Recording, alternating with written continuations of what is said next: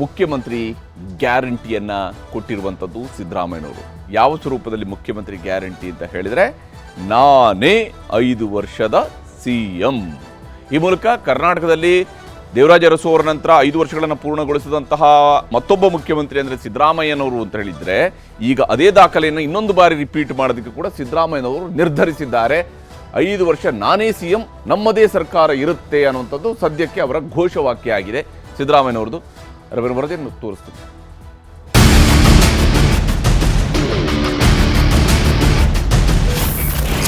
ನೀವೇ CM ಆಗಿರ್ತೀರಾ sir? ಹೌದು, ನಾನೇ.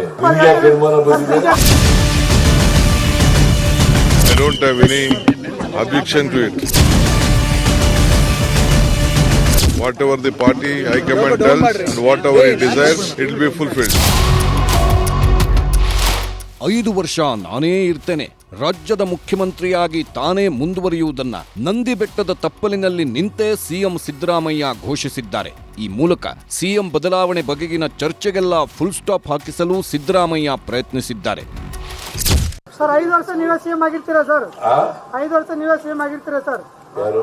ತಾವು 5 ವರ್ಷ CM ಆಗಿರ್ತೀರಿ? ಹೌದು, ನಾನೇ. ಈಗ ಬಿಜೆಪಿ ನಿಮಗೆ ಅನುಮಾನ ಯಾಕೆ ಎಂಬ ಪ್ರಶ್ನೆಯನ್ನ ಮಾಧ್ಯಮದವರಿಗೆ ಹಾಕುವ ಮೂಲಕ ಪಕ್ಷದಲ್ಲಿ ತಮ್ಮ ಕುರ್ಚಿ ಮೇಲೆ ಕಣ್ಣಿಟ್ಟವರಿಗೂ ಅನುಮಾನ ಬೇಕಿಲ್ಲ ಎಂಬ ಸಂದೇಶವನ್ನ ರವಾನಿಸಿದ್ದಾರೆ. ಇಷ್ಟು ದಿನ ಹೈಕಮಾಂಡ್ ನಿರ್ಧರಿಸುತ್ತೆ ಎನ್ನುತ್ತಿದ್ದವರು ಇವತ್ತು ಬಿಜೆಪಿಯವರೇನು ನಮ್ಮ ಹೈಕಮಾಂಡೇ ಎನ್ನುತ್ತಲೇ ನಾನೇ 5 ವರ್ಷ ಮುಖ್ಯಮಂತ್ರಿಯಾಗಿ ಇರುತ್ತೇನೆ ಎಂದು ಪಕ್ಕದಲ್ಲೇ ಗೃಹ ಸಚಿವ ಡಾಕ್ಟರ್ ಜಿ ಪರಮೇಶ್ವರ್ ಅವರನ್ನ ನಿಲ್ಲಿಸಿಕೊಂಡು ಹೇಳಿದ್ದಾರೆ. ಅಷ್ಟೇ ಅಲ್ಲದೆ ಹೋಮ್ ಮಿನಿಸ್ಟರ್ ಕೂಡ ಅನುಮಾನ ಯಾಕೆ ಎಂಬ ಮಾತನ್ನ CM ಜೊತೆ ಸೇರಿಸುವ ಮೂಲಕ ತಮ್ಮ ಒಪ್ಪಿಗೆಯೂ ಇದೆ ಎಂಬ ರೀತಿಯಲ್ಲೇ ಮಾತಾಡಿದ್ದಾರೆ. ಇವತ್ತು ರಾಜ್ಯ ಕಾಂಗ್ರೆಸ್ ಸರ್ಕಾರದ ವಿಶೇಷ ಸಚಿವ ಸಂಪುಟ ಸಭೆ ನಂದಿ ಬೆಟ್ಟದಲ್ಲಿ ನಡೆಯಿತು. ನಂದಿ ಬೆಟ್ಟಕ್ಕೆ ಹೋಗುವ ಮುನ್ನ ಬೆಟ್ಟದ ಬುಡದಲ್ಲಿರುವ ಭೋಗನಂದೀಶ್ವರ ದೇವಸ್ಥಾನದಲ್ಲಿ CM ಆದಿಯಾಗಿ ಸಂಪುಟದ ಸಚಿವರು, ಶಾಸಕರು, ಅಧಿಕಾರಿಗಳು ಪೂಜೆ ಸಲ್ಲಿಸಿದ್ರು. CM ಸಿದ್ದರಾಮಯ್ಯ ಹಾಗೂ DCM DK ಶಿವಕುಮಾರ್ ಕೂಡ ಪೂಜೆ ಸಲ್ಲಿಸಿದ್ರು. ಪೂಜೆ ಬಳಿಕ ಮಾತನಾಡಿದ CM ಸಿದ್ದರಾಮಯ್ಯ ರಾಜ್ಯ ಕಾಂಗ್ರೆಸ್ ಸರ್ಕಾರದ ಅತಿ ದೊಡ್ಡ ಘೋಷಣೆ ಮಾಡಿದ್ರು. ಇದು ಪಕ್ಷದೊಳಗಿನ ವೈರಿಗಳಿಗೂ ಪ್ರತಿಪಕ್ಷದ ನಾಯಕರಿಗೂ ಬಿಸಿ ಮುಟ್ಟಿಸುವ ಘೋಷಣೆಯಾಗಿತ್ತು. ಸರ್, 5 ವರ್ಷ ನೀವೇ CM ಆಗಿರ್ತೀರಾ ಸರ್? 5 ವರ್ಷ ನೀವೇ CM ಆಗಿರ್ತೀರಾ ಸರ್? ತಾವು 5 ವರ್ಷ CM ಆಗಿರ್ತೀರಿ? ಹೌದು, ನಾನೇ. ಈಗ ಬಿಜೆಪಿ ಬದಲಾವಣೆ ಆಗುತ್ತೆ ಅಂತ ಹೇಳ್ತಾ ಇದಾರೆ ಸರ್. ಯಾರು? ಬಿಜೆಪಿ ಅವರು, JDS ಅವರು ಸರ್. ಅವರು ನಮ್ಮ ಹೈಕಮಾಂಡ್. ಅಶೋಕ್ ಅವ್ರು ಹೇಳ್ತಾ ಇದಾರೆ ಎಲ್ಲ ಕಡೆ. ನಮ್ಮ ಹೈಕಮಾಂಡ್ ಏನ್ರಿ ಅವರು? Ashoka is a BJP man, Vijendra is a BJP man ಅಲ್ವಾ? ಕಳೆದ 4-5 ದಿನಗಳಿಂದ CM ಬದಲಾವಣೆ ಆಗಿಯೇ ಬಿಡುತ್ತದೆ ಎಂಬ ರೀತಿಯಲ್ಲಿ ರಾಜಕೀಯ ಚರ್ಚೆಗಳು ಶುರುವಾಗಿದ್ದವು. ಈಗ ಮೌನ ವಹಿಸಿದ್ರೆ ಕಷ್ಟ ಎಂಬುದು ಅನುಭವಿ ರಾಜಕಾರಣಿ ಸಿದ್ದರಾಮಯ್ಯನವರಿಗೂ ಗೊತ್ತಿಲ್ಲದ ವಿಚಾರ ಏನಲ್ಲ. ಹೀಗಾಗಿಯೇ ಮಾಧ್ಯಮದವರು ಕೇಳಿದ ಪ್ರಶ್ನೆಗೆ ತತ್ಕ್ಷಣ ಹೌದು, ನಾನೇ 5 ವರ್ಷ CM ಆಗಿರುತ್ತೇನೆ ಎನ್ನುವ ಮೂಲಕ ಕುರ್ಚಿ ವಿಚಾರದಲ್ಲಿ ಇನ್ನು ಮುಂದೆ ಯಾರೂ ಮಾತಾಡುವ ಅವಶ್ಯಕತೆ ಇಲ್ಲ ಎಂಬ ರೀತಿಯಲ್ಲೇ ಸಂದೇಶ ಕಳಿಸಿದ್ದಾರೆ. 2 ವರ್ಷಗಳ ಸಂಭ್ರಮೋತ್ಸವ ಬೆನ್ನಲ್ಲೇ ಕಾಂಗ್ರೆಸ್ ಪಾಳೆಯದಲ್ಲಿ ಬದಲಾವಣೆ ಚರ್ಚೆ ಶುರುವಾಗಿತ್ತು. ಹೊಸಪೇಟೆ ಸಮಾವೇಶದ ಬಳಿಕ ಹಲವರ ಬಾಯಲ್ಲಿ ಅಧಿಕಾರ ಹಸ್ತಾಂತರದ ಮಾತೇ ಕೇಳಿಬರುತ್ತಿತ್ತು. ಸಿದ್ದರಾಮಯ್ಯ ಟೀಮ್, DK ಶಿವಕುಮಾರ್ ಟೀಮ್ಗಳ ನಡುವೆ ಆಂತರಿಕ ಪೈಪೋಟಿ ಹೆಚ್ಚಾಗಿತ್ತು. ಸಿದ್ದು, DK ಪರ ದಿನಕ್ಕೊಬ್ಬರು ಆಪ್ತರಿಂದ ಬಹಿರಂಗ ಹೇಳಿಕೆಗಳು ಅಲ್ಲಲ್ಲೇ ಮೊಳಗುತ್ತಿದ್ದವು. ಈಗೇನು ಇವ್ರು ಕ್ರಾಂತಿ ಡೇಟ್ ಕೊಡ್ತಾರಲ್ಲ, ಅದೇ ಹೇಳ್ತಾರೆ ಎಲ್ಲರೂ. ಇನ್ನೊಂದು 2-3 ತಿಂಗಳಲ್ಲಿ ಎಲ್ಲವೂ ಕೂಡ ಒಂದು ತೀರ್ಮಾನ. ಪವರ್ ಶೇರಿಂಗ್ ಬಗ್ಗೆ ನಾನು ಬಹಿರಂಗವಾಗಿ ಮಾತಾಡಿದ್ದೀನಿ, ಅದು ಒಪ್ಕೊಂತೀನಿ. DK ಶಿವಕುಮಾರ್ ಅವರು ಪಕ್ಷದ ಈ ಕಾಂಗ್ರೆಸ್ ಪಕ್ಷ ಅಧಿಕಾರಕ್ಕೆ ಬರೋಕ್ಕೆ ಅವ್ರದ್ದು ಕೂಡ ಪ್ರಯತ್ನ ಇದೆ, ಅವ್ರಿಗೊಂದು ಅವಕಾಶ ಮಾಡಿಕೊಡಿ ಅಂತ ಕೇಳಿದ್ದೀನಿ. ಚೇಂಜ್ ಮಾಡಿ ಸಿದ್ದರಾಮಯ್ಯ ಅಂತ ನಾನು ಹೇಳಿಲ್ಲ. ನಾಯಕರ ಅವಕಾಶ ಸಿಕ್ಕಿದ್ರೆ ಭೇಟಿ ಮಾಡ್ತಾರೆ, ಆದರೆ ಇದಕ್ಕೆ ಅರ್ಥ ಕಲ್ಪಿಸಬೇಕಾದಂಥ ಬೇರೆ ಅರ್ಥ ಕಲ್ಪಿಸುವಂಥ ಅವಶ್ಯಕತೆ ಇಲ್ಲ. ಈ ಎಲ್ಲ ಗೊಂದಲ ಗೋಜಲುಗಳಿಗೆ ಬ್ರೇಕ್ ಹಾಕಲು ಹೈಕಮಾಂಡ್ ಯತ್ನ ಮಾಡಿದ್ದರೂ ಅದು ವಿಫಲವಾಗಿತ್ತು. ಹೈಕಮಾಂಡ್ ಎಚ್ಚರಿಕೆ ಮಧ್ಯೆಯೂ DKಶಿ ಆಪ್ತರು ಬಹಿರಂಗ ಬ್ಯಾಟಿಂಗ್ ಮಾಡುತ್ತಲೇ ಇದ್ರು. ಈ ಸುದೀರ್ಘ ಕುರ್ಚಿ ಕಿತ್ತಾಟಕ್ಕೆ ಬ್ರೇಕ್ ಹಾಕಿದ್ದಾರೆ CM ಸಿದ್ದರಾಮಯ್ಯ. 5 ವರ್ಷ ನಾನೇ CM ಆಗಿರುತ್ತೇನೆ ಎಂಬ ಸಂದೇಶ ರವಾನೆ ಮಾಡೋ ಮೂಲಕ ಎಲ್ಲರ ಬಾಯಿ ಮುಚ್ಚಿಸಿದ್ರು. ತಾವು 5 ವರ್ಷ CM ಆಗಿರ್ತೀರಿ? ಹೌದು, ನಾನೇ.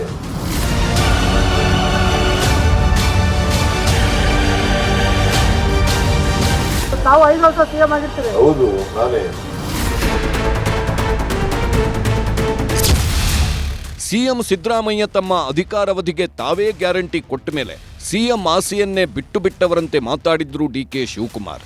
ಸಿದ್ದರಾಮಯ್ಯ ನಮ್ಮ ಲೀಡರ್, ನಾವೆಲ್ಲರೂ ಸಪೋರ್ಟ್ ಮಾಡಬೇಕು ಎಂದಿದ್ದಾರೆ. ಅಷ್ಟೇ ಅಲ್ಲ, ಅಧಿಕಾರ ಹಸ್ತಾಂತರದ ಬಗ್ಗೆ ಯಾರೂ ಹೇಳಿಕೆ ಕೊಡದಂತೆಯೂ ತಾಕೀತು ಮಾಡಿದ್ರು. ಅವ್ರಿಗೂ ನೋಟಿಸ್ ಕೊಡ್ತೀನಿ, ಬೇರೆಯವ್ರಿಗೆ ನೋಟಿಸ್ ಕೊಡಲೇಬೇಕಾಗ್ತದೆ. Discipline important. ನಾನು ಯಾರಿಗೂ ಅವ್ರಿಗೆ ನನ್ನ ಹೆಸರು ಹೇಳಿ ನನ್ನ CM ಮಾಡಿ ಅವೆಲ್ಲ ಅವಶ್ಯಕತೆ ಇಲ್ಲ. ಈಗ ಸಿಎಂ ಮುಖ್ಯಮಂತ್ರಿ ಬೇಕಾದ್ರೆ ಬೇರೆಯವ್ರದ್ದು ವಾಪಸ್ ನನ್ನಂತವ್ರು 100 ಜನ ಕಷ್ಟಪಟ್ಟಿದ್ದಾರೆ, ನಾನು ಒಬ್ಬಟ್ಟು ಜನ, ಸಾವಿರಾರು ಜನ, ಲಕ್ಷಾರು ಜನ ಕಾರ್ಯಕರ್ತರು ಕಷ್ಟಪಟ್ಟಿದ್ದಾರೆ. ಫಸ್ಟ್ ಅವ್ರ ಬಗ್ಗೆ ನಾವು What option I have?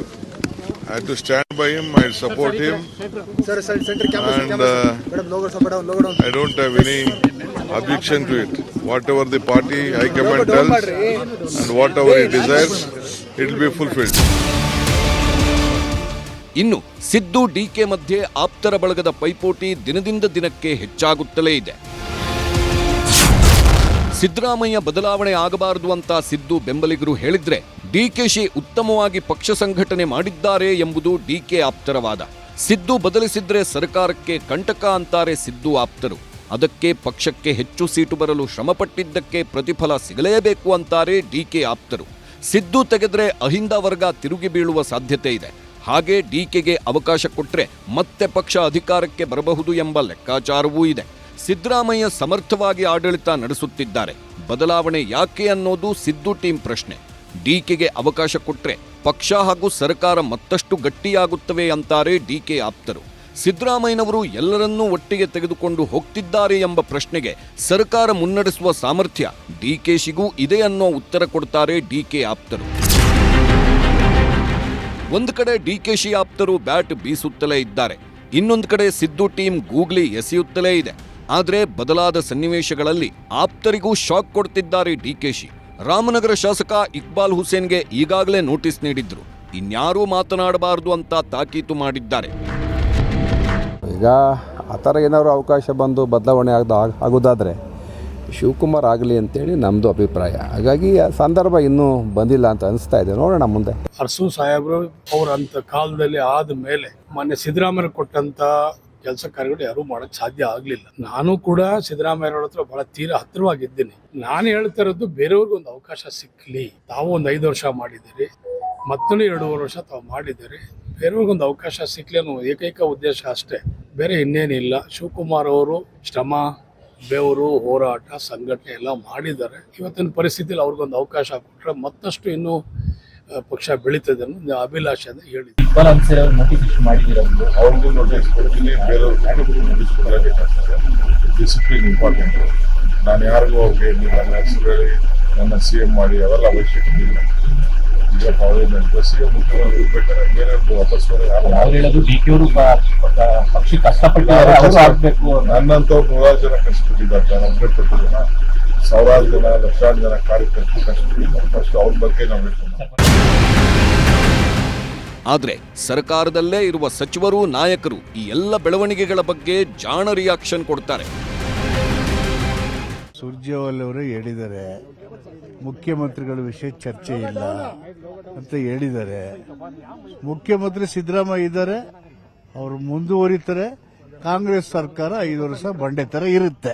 Siddaramaiah ಸಾಹೇಬ್ರು 5 ವರ್ಷಗಳ ಕಾಲ ಮುಂದುವರಿತಾರೆ ಅಂತ ನಮ್ಮ ಎಲ್ಲಾ ಮುಖಂಡರು ಹೇಳಿಬಿಟ್ಟಾರೆ. ಇದನ್ನ ಎಲ್ಲಾ ಮುಖಂಡರು, ನಾನಲ್ಲ, ನಮ್ಮ ಎಲ್ಲಾ ಮುಖಂಡರು ಕೂಡ ಅವರೇ ಮುಂದುವರಿಸಿ.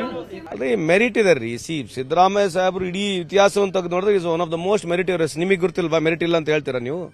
Is one of the most meritorious CM in the history of Karnataka ಅಂತ. ಬಟ್ 140 ಜನಸಂಖ್ಯೆ ಇದ್ದಾಗ ಒಬ್ಬರಿಬ್ಬರು ಈ ರೀತಿ ಮಾತನಾಡ್ತಕ್ಕಂಥ ಸಹಜ ಇದೆ. ಬಟ್ ಆದ್ರೂ ಮಾತನಾಡಬಾರ್ದು, ಯಾಕಂದ್ರೆ ಇದಕ್ಕೆ ಬೇರೆ ರೀತಿಯಾದ ಎಫೆಕ್ಟ್ ಆಗುತ್ತೆ. ಅವರಿಗೂ ಸ್ವಲ್ಪ ಅರ್ಥ ಮಾಡ್ಕೋಬೇಕಂತ ತಮ್ಮ ಮುಖಾಂತರ ಮತ್ತೆ ಇನ್ನೊಂದ್ಸಲಿ ಮನವಿ ಮಾಡ್ಕೊಳ್ತೀವಿ. 5 ವರ್ಷ ನಮ್ಮ ಸರ್ಕಾರನೇ ಇರುತ್ತೆ ಅಂತ ಹೇಳಿರೋದು. ಆಮೇಲೆ ಬಹಳ ಸ್ಪಷ್ಟವಾಗಿ ಕಾಂಗ್ರೆಸ್ ಅಧ್ಯಕ್ಷರು, PCC ಅಧ್ಯಕ್ಷರು, CM ಅವರು ಸರ್ಕಾರ ಸುಭದ್ರವಾಗಿ ಇರ್ತದೆ, ಬಂಡೆ ತರ ನಿಲ್ಲುತ್ತೆ, ಒಳ್ಳೆ ಆಡಳಿತ ಕೊಡ್ತೀವಿ, ಜನರಿಗೆ ಒಳ್ಳೆ ರೀತಿಯಾದಂತ ಕೆಲಸಗಳನ್ನ, ಯೋಜನೆಗಳನ್ನ ಕೊಡ್ತೀವಿ ಅಂತ ಹೇಳ್ತಾರೆ. ಯಾಕೆ ಗೊಂದಲ? ಎಲ್ಲಿದೆ ಗೊಂದಲ?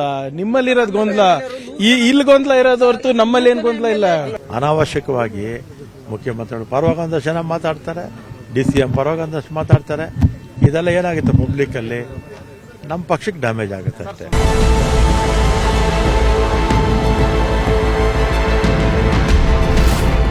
ಸರ್ಕಾರದಲ್ಲಿ ಹೀಗೆಲ್ಲ ಆಗ್ತಿರೋವಾಗಲೇ ಸಿದ್ದರಾಮಯ್ಯ ಹಾಗೂ DK ಶಿವಕುಮಾರ್ ವಿರುದ್ಧ ಬಿಜೆಪಿ ನಾಯಕರು ಮುಗಿಬಿದ್ದಿದ್ದಾರೆ.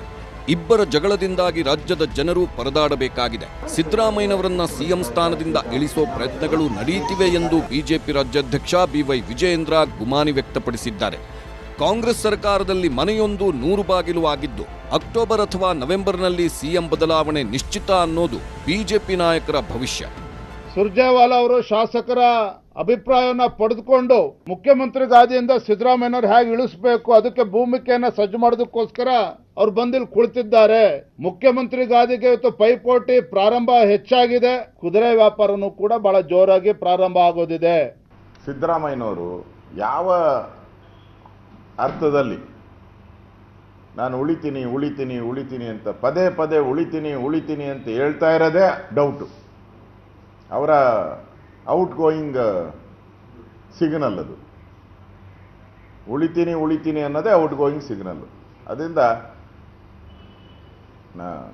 ಅಕ್ಟೋಬರ್ ಮತ್ತು ನವೆಂಬರಲ್ಲಿ ಖಚಿತವಾಗಿ ಈ ಸರ್ಕಾರ ಸಿಎಂ ಬದಲಾವಣೆ ಆಗುತ್ತೆ. ಆದ್ರೆ ಇವರೆಲ್ಲ ಏನೇ ಹೇಳ್ತಾ ಇದ್ರು, ಸಿಎಂ ಸಿದ್ದರಾಮಯ್ಯ ಮಾಧ್ಯಮದವರ ಜೊತೆ ನಾನೇ ಸಿಎಂ ಅಂತ ಹೇಳಿರೋದನ್ನ ನಂತರ ತಮ್ಮ ಸೋಷಿಯಲ್ ಮೀಡಿಯಾ ಖಾತೆಗಳ ಮೂಲಕವೂ ರಾಜ್ಯದ ಜನರ ಮುಂದಿಟ್ಟಿದ್ದಾರೆ. ಈ ಮೂಲಕ ಮುಂದಿನ 3 ವರ್ಷ ತಾನೇ ಮುಖ್ಯಮಂತ್ರಿ ಎಂಬುದರಲ್ಲಿ ಯಾವುದೇ ಅನುಮಾನ ಬೇಕಿಲ್ಲ ಎಂಬುದು ಸಿದ್ದರಾಮಯ್ಯ ಅವರ ಸ್ಪಷ್ಟ ಸಂದೇಶ. ಇದು ಒಂದು ರೀತಿಯಲ್ಲಿ ಸಿಎಂ ಬದಲಾವಣೆ ಮಾಡುವ ಯಾವುದೇ ಸಾಹಸಗಳಿಗೆ ಹೈಕಮಾಂಡ್ ಕೂಡ ಕೈ ಹಾಕುವುದನ್ನ ತಡೆಯುವ ಪ್ರಯತ್ನ ಎಂಬ ರೀತಿಯಲ್ಲೂ ಭಾಸವಾಗುತ್ತಿದೆ. ಯಾಕಂದ್ರೆ ರಾಜ್ಯದಲ್ಲಿ ಮಾಸ್ ಲೀಡರ್ ಆಗಿ ಬೆಳೆದಿರುವ ಸಿದ್ದರಾಮಯ್ಯ ಅವರ ಬದಲಾವಣೆಗೆ ಕೈ ಹಾಕಿದ್ರೆ ಅಹಿಂದ ವರ್ಗಗಳ ಸಿಟ್ಟನ್ನ ಎದುರಿಸಬೇಕಾಗುತ್ತದೆ ಎಂಬ ಮೆಸೇಜ್ ಇನ್ನು ಮುಂದೆ ಹಿಂದಿಗಿಂತ ಹೆಚ್ಚು ಪರಿಣಾಮಕಾರಿಯಾಗಿ ಪಾಸ್ ಆಗಲಿದೆ. ಇದರ ನಡುವೆ ಮೊನ್ನೆಯಿಂದಲೂ ಶಾಸಕರ ಅಭಿಪ್ರಾಯ ಸಂಗ್ರಹ ಮಾಡುತ್ತಿರುವ ರಣದೀಪ್ ಸುರ್ಜೇವಾಲಾ ಈವರೆಗೆ 40 ಶಾಸಕರೊಂದಿಗೆ 1-to-1 ಸಭೆ ಮಾಡಿದ್ದಾರೆ. ಹಾಗೆ VS ಉಗ್ರಪ್ಪ, ಈಶ್ವರ್ ಖಂಡ್ರೆ, ನಾಸಿರ್ ಹುಸೇನ್ ನಿಯೋಗದೊಂದಿಗೂ ಸಭೆ ಮಾಡಿದ್ದಾರೆ. ಮತ್ತೆ ಸೋಮವಾರ ಬರಲಿರುವ ಸುರ್ಜೇವಾಲಾ ಬೆಳಗಾವಿ ವಿಭಾಗದ 52 ಶಾಸಕರ ಸಭೆ ಮಾಡಲಿದ್ದಾರೆ. ಆದರೆ ಶಾಸಕರ ಅಭಿಪ್ರಾಯ ಏನೇ ಇದ್ದರೂ ಈಗ ಸಿದ್ದರಾಮಯ್ಯ ಕೊಟ್ಟಿರುವ 5 ವರ್ಷ ನಾನೇ ಸಿಎಂ ಎಂಬ ಗ್ಯಾರಂಟಿಯನ್ನು ಕಾಂಗ್ರೆಸ್ ಹೇಗೆ ಪಾಲಿಸುತ್ತದೆ ಎಂದು ನೋಡಬೇಕಿದೆ. ತಾವು 5 ವರ್ಷ ಸಿಎಂ ಆಗಿರ್ತೀರಿ? ಹೌದು, ನಾನೇ.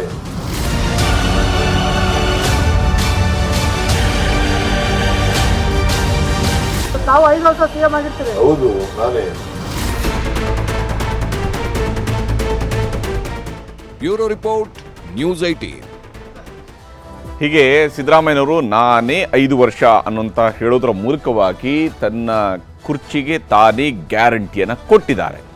ಹಾಗಾಗಿ 2.5 ವರ್ಷಕ್ಕೆ ಮುಂದಿನ ನವೆಂಬರ್ ತಿಂಗಳವರೆಗೂ ಕೂಡ ನಡೆಯಬಹುದಾಗಿರುವಂತಹ ಸಿಎಂ ಬದಲಾಗ್ತಾರೆ 2.5 ವರ್ಷದ ನಂತರ ಶಿವಕುಮಾರ್ ಅವರು ಮುಖ್ಯಮಂತ್ರಿ ಆಗ್ತಾರೆ ಅನ್ನುವ ಕೂಗನ್ನು ತಾತ್ಕಾಲಿಕವಾಗಿ ಅಂತೂ ಅವರು ಶಮನ ಮಾಡುವಂಥ ಪ್ರಯತ್ನವನ್ನು ಮಾಡಿದ್ದಾರೆ. ಹಾಗಿದ್ದರೆ ಇದು ಶಾಶ್ವತವಾಗಿ ಶಮನ ಮಾಡುವಂತಹ ಸಮಸ್ಯೆ ಅಲ್ಲ.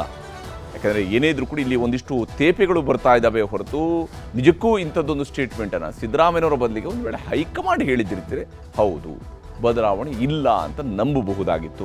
ಹಾಗಿಲ್ಲ, ಸ್ವಯಂ ಘೋಷಣೆಗೆ ಅಂದರೆ ಇದು ಅವರೇ ಘೋಷಣೆ ಮಾಡ್ಕೊಂಡಿರೋದ್ರಿಂದಾಗಿ ಯಾವ ಸ್ವರೂಪದ್ದು ಅನ್ನುವಂತಹ ಪ್ರಶ್ನೆ ಇದ್ದೇ ಇರುವಂಥದ್ದು. ಇನ್ನು 2ನೇ ಸುದ್ದಿ ನಿಮಗೆ ತೋರಿಸ್ತೀನಿ. ಖಾಕಿ ಸೆಡ್ಡು ಹೊಡೆದಿರುವಂತಹ ರೀತಿಯನ್ನು ಆ ಸುದ್ದಿ ನಿಮಗೆ ವಿವರಿಸ್ತೀನಿ. ಚಿಕ್ಕ ಬ್ರೇಕ್ ನಂತರ.